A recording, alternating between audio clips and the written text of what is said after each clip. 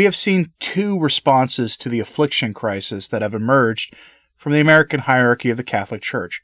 One this week and one earlier in the month, and I'm going to contrast those two for you. On the one hand, we have news of the first diocese in the U.S. to reopen and begin offering public masses. But on the other, we have the kind of leadership we as Catholics have long suffered under in the United States, giving us more of the same, but this time with extra doses of mercy and accompaniment. Joy of joys. One story I have for you is a sign of hope, and the other is a sign of basically more of the same that is so absurd that it's almost kind of funny. So let's get into this because, frankly, it's times like these that we get an idea of who the good or better members of the hierarchy are and who the ones that desperately need our prayers for their conversion of heart are. First, we have the Bishop of Las Cruces, I don't know, I barely speak English, what can I say? But the bishop there has announced his plan to reopen the Mass to the public in the coming days. He details this in a letter released to his priests. I have it for you in full. Most other places are just quoting it, but here it is. Hear it for yourself. Again, this is the letter of Bishop Baldacchino to the priest of his diocese. Dear Fathers, we have been called by Christ and ordained to serve the people of the Diocese of Las Cruces, to bring them hope and consolation during this difficult time. At the outset of the crisis, I ordered the priests of the diocese to suspend all public masses as we assessed the situation and established a safe way to continue to bring Christ to the people, both through the Word of God and the sacraments. These past few weeks have allowed me to further analyze the situation and discern a safe way to proceed. It has become increasingly clear that the state shutdown will last for some time. Depriving the faithful of the nourishment offered through the Eucharist was indeed a difficult decision, one that I deemed necessary until I had further clarity regarding our current state of affairs, but it cannot become the status quo for the foreseeable future. The state of New Mexico has updated the public health order and no longer considers the Catholic Church an essential service. I strongly disagree. While it is true that we need to take every reasonable precaution to reduce the spread of the affliction, it is equally true that we offer the greatest essential service to our people. The past few weeks have brought to light many unintended consequences of the stay-at-home order. Last Friday, CNN ran an article stating that the Disaster Distress Helpline, a federal crisis hotline run by the Substance Abuse and Mental Health Services Administration, has seen an 891% increase of calls. The New York Times recently ran an article titled, A New Affliction Crisis, Domestic Abuse Rises Worldwide. Suicide prevention hotlines are reporting an enormous increase in calls. According to various news outlets, there has been an increase in divorces, drug use, and alcohol abuse. Simply put, in the midst of financial uncertainty, fear for one's health, pandemic-induced anxiety, and confinement to their homes, people need a word of hope. We as priests are called to bring the word of life to people. We are called to minister the life-giving sacraments. Televised masses have been an attempt to bridge the gap during this time, but this is not enough. The Evangelion, the Gospel, the good news of Christ, risen from the dead, must be proclaimed. The eternal life offered in Christ Jesus needs to be announced.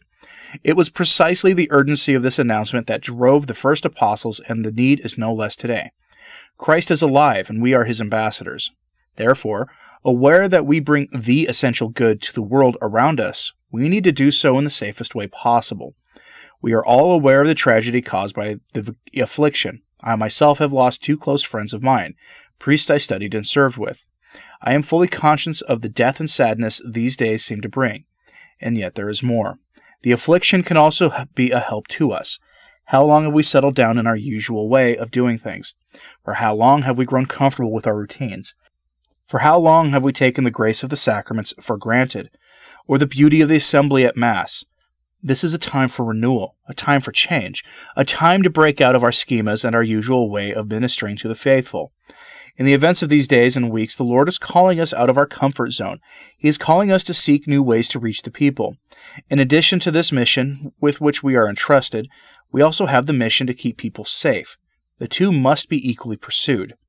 The recent amended public health order issued by the governor of New Mexico states, Mass gatherings means any public or private gathering that brings together 5 or more individuals in a single room or connected space, confined outdoor space or an open outdoor space where individuals are within 6 feet of each other, but does not include the presence of 5 or more individuals where those individuals regularly reside. Mass gathering does not include individuals who are public officials or public employees in the course and scope of their employment. Sadly, the governor is no longer exempting places of worship from the restrictions on mass gatherings. It seems to me that while we run a daily count of the physical deaths, we are overlooking those who are dead interiorly. Under the governor's new restrictions, places of worship are allowed to have less than 5 individuals present in a single room. Places of worship are also allowed to have services with more than 5 people present in an outdoor space where individuals are not within 6 feet of each other, as this is deemed a safe distance. Therefore, with this letter, I am revoking the suspension of public masses, which I have directed on March 16th. Priests are allowed to celebrate Mass in the presence of the faithful while maintaining all current health precautions set forth by the state and federal government. Therefore, priests may celebrate Mass outdoors in open spaces where the faithful remain more than 6 feet apart. One practical way of implementing this is by setting up an altar in the parish parking lot. Parishioners should be asked to remain in their cars while leaving one empty parking space between each vehicle. Parishes that lack sufficient parking spaces may celebrate the liturgies in open cemeteries or other available open spaces. Parishioners should maintain at least a 6 feet separation at all times. Priests may distribute communion. In order to do this in the safest way possible, the following is recommended. It is helpful to use large pieces of host, such as large pieces from the 6-inch round hosts for distribution. Priests should wear a face mask, sanitize their hands, and wear gloves to prepare the host for distribution. Large 6-inch hosts, or something similar, should be broken by the priest into 8 large triangular pieces. These larger pieces will allow parishioners to receive the host on one end while the priest is holding the opposite end. The pre-broken pieces should be placed in a sanitized ciborium and covered with some type of saran wrap. Using a needle, a few small holes should be made in the saran wrap prior to the liturgy. During the preparation of the altar, priests should first sanitize their hands and then place the still-covered ciborium on the altar. Priests should receive from a separate paten. After receiving communion himself, the priest should put on a face mask, then sanitize his hands and proceed to put on gloves. After this, he will distribute communion. The large broken pieces should be distributed with the priest holding one side and the communicant taking hold of the other side. In the event of the priest's glove coming into direct contact with a communicant, the priest should have sanitizing wipes nearby to sanitize his gloves while resuming giving communion. Since the liturgy is being celebrated outdoors, priests may want to keep the saran wrap partially covering the ciborium to ensure the hosts are not taken by the wind. Priests should distribute communion by bringing it to each individual communicant, therefore avoiding lines of people. Priests may celebrate Mass in church with less than 5 people present. When the celebration is concluded, pews, chairs, or other often contacted surfaces should be sanitized. Priests may and should continue to offer the sacrament of confession while taking all the necessary precautions. Priests may and should continue to offer the sacrament of the anointing of the sick. The faithful are not to be deprived of the sacrament, especially when in danger of death. With these guidelines, I am granting permission for weddings to be celebrated outside on parish property while observing all above stated precautions. Priests may celebrate funerals outdoors in the manner described above. Please encourage those who are older and those more at risk to remain at home during this time. Pastoral visits to these people, while maintaining all safety precautions, is an essential part of our mission. Fathers, with these new directives, we will be present to the faithful while abiding by all safety regulations set forth by the government. May the Lord grant us zeal to serve His people, entrusted to us. May Mary, health of the sick, and the comfort of the afflicted accompany us always. Sincerely in Christ, signed, Most Reverend Peter Baldacchino, Bishop of Las Cruces. I don't know about some of the particulars of his plans there. The use of saran wrap, gloved hands for the distribution of the Eucharist, that kind of thing. Or even how licit an outdoor Mass really is. That's all way above my pay grade. But this is a sign of hope nonetheless. But I want to compare this to another letter, written by a bishop to both his flock and the priests he employs to assist him in his ministry. While Bishop Baldacchino is expressing that he will no longer comply with the notion that the Catholic Church is not an essential service provider, we have a different take entirely coming from Chicago, where Cardinal Cupich has some thoughts of a different kind. Cardinal Cupich of Chicago has released a frankly amazing letter to the public, and it really says it all. Here it is verbatim, so you can see it for yourself. It's kind of breathtakingly amazing in a twisted way. So this is a little dated. It's April 8th of 2020, but it's useful to compare to what the bishop in New Mexico is doing. What the Church Offers, by Cardinal Blaise Cupich.